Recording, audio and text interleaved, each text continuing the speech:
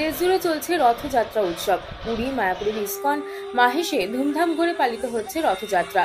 উৎসবের আমেজ পূর্ব বর্ধমানের বর্ধমান 2 নম্বর ব্লকের স্বস্তিপল্লীতেও। ভাতৃসংঘের পরিচালনায় এখানে রথ করেছে। প্রত্যেক বছরের মতো রথযাত্রা উৎসবকে কেন্দ্র করে এবারও মেলা বসেছে। বহু মানুষ ভিড় করেছেন সেখানে। 7 দিন ধরে এই মেলা চলবে। সকাল থেকে স্বস্তিপল্লী জগন্নাথ দেবের মন্দিরে পূজার্চনা চলছে। এদিন রথের রশিতে টান দিতে ছোট থেকে বড় সকলেই উপস্থিত হন মন্দির প্রাঙ্গণে। প্রতি বছরের মতো এবছরও প্রাচীন রীতিনীতি মেনে কীর্তন এবং বিভিন্ন বাদ্যযন্ত্রের জমে উঠেছে রথ উৎসব।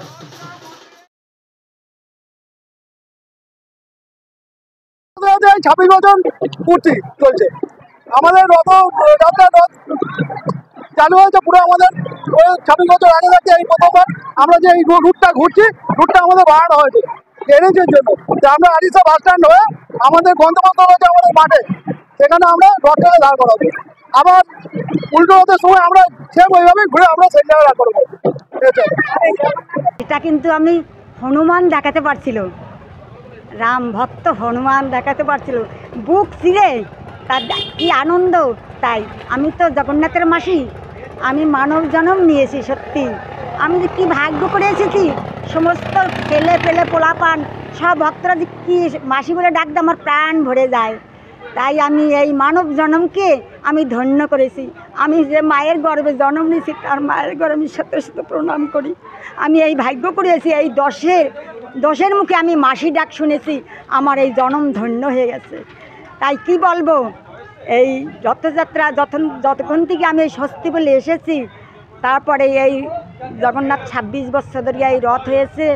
আর রথে মাসি বলে ডাকছে, আর তার পূজা অর্চনা এই মাসির ওদম মাসির হাত দিয়েছে। এই আমার ভাগ্য, এই আমার ধন্য। জয় জগন্নাথ, জগন্নাথ মাতা কৃপা করুক, আমি যতদিন জানি থাকতে পারি ততদিন এই সত্য করে ভালো থেকে আমি জানি পূজা অর্চনা আর 10-এর সামনে জানি এই আনন্দ করতে পারি। তাই গৌর হরি বল, হরি বল।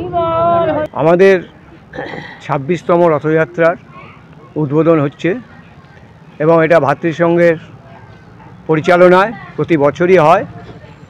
26টা বছর ধরে এলাকার মানুষ ভাতৃসংঘের পক্ষ থেকে তাদের দেওয়া হয় এবং এলাকার বিশিষ্ট মানুষদের সংবর্ধনা জ্ঞাপন করা হয়।